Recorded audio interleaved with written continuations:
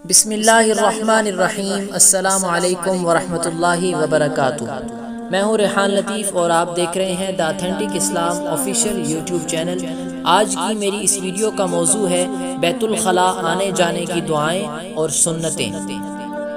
تو سب سے پہلے نمبر پر استنجا، اور استنجے کے لیے پانی اور ڈھیلے یہ دونوں لے کر جائیں۔ 3 ڈھیلے یا پتھر ہوں تو مستحب ہے، اگر پہلے سے بیت الخلاء میں انتظام کیا ہوا ہو تو وہ بھی کافی ہے۔ فلش جو ہے وہ پخانوں میں ڈھیلوں کی وجہ سے دقت ہو رہی ہے، لہذا بعض علماء کرام نے ٹوائلٹ پیپر استعمال کرنے کا مشورہ دیا ہے تاکہ فلش خراب نہ ہو۔ حضور صلی اللہ علیہ وسلم سر ڈھانک کر اور جوتا پہن کر بیت الخلاء تشریف لے جاتے تھے، اور بیت الخلاء میں داخل ہونے سے پہلے یہ دعا پڑھیں، بسم اللہ اللہم انی اعوذ بک من الخبث والخبائث، کہ اے اللہ میں تیری پناہ چاہتا ہوں خبیث جنوں سے، مرد ہوں یا عورتیں ہوں۔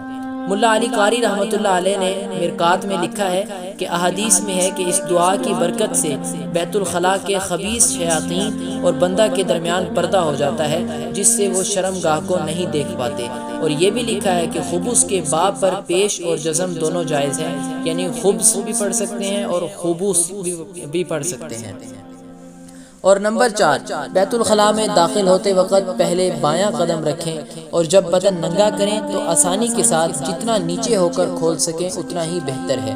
اور بیت الخلاء سے نکلتے وقت داہنا پاؤں پہلے باہر نکالیں اور باہر آ کر یہ دعا پڑھیں، غفرانک الحمدللہ الذی اذھب عنی الاذی وعافانی، کہ اے اللہ میں تجھ سے مغفرت کا سوال کرتا ہوں، سب تعریفیں اللہ ہی کے لیے ہیں جس نے مجھ سے ایذا دینے والی چیز دور کی اور مجھے عافیت عطا فرمائی۔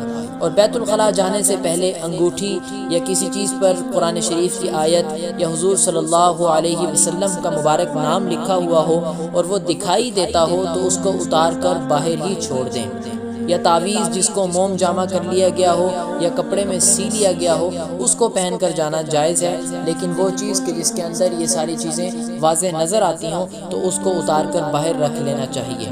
اور رفع حاجت کے وقت قبلہ کی طرف چہرہ نہیں کرنا چاہیے اور نہ ہی اس کی طرف پیٹھ کرنی چاہیے۔ رفع حاجت کرتے وقت بلا ضرورت شدیدہ کلام نہ کریں، سخت ضرورت ہو اس وقت آپ کلام کر سکتے ہیں، اسی طرح اللہ کا ذکر بھی نہ کریں۔ پیشاب پخانے کے چھینٹوں سے بہت زیادہ بچیں، کیونکہ اکثر عذاب قبر پیشاب کے چھینٹوں سے نہ بچنے کی وجہ سے ہوتا ہے۔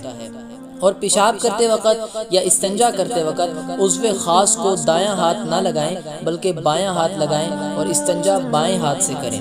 بعض جگہ بیت الخلاء نہیں ہوتا، اس وقت ایسی آڑ کی جگہ میں رفع حاجت کرنا چاہیے جہاں کسی دوسرے آدمی کی نگاہ نہ پڑے، اور پیشاب کرنے کے لیے نرم جگہ تلاش کریں تاکہ چھینٹیں نہ اڑیں اور زمین جذب کرتی جائے، اور بیٹھ کر پیشاب کریں، کھڑے ہو کر پیشاب نہ کریں۔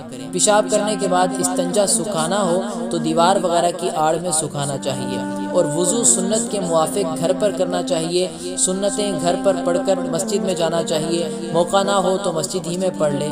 فائدہ آج کل جبکہ سنتوں کو ترک کیا جا رہا ہے، سنتوں کا مسجد میں جا کر پڑھنا زیادہ افضل ہے۔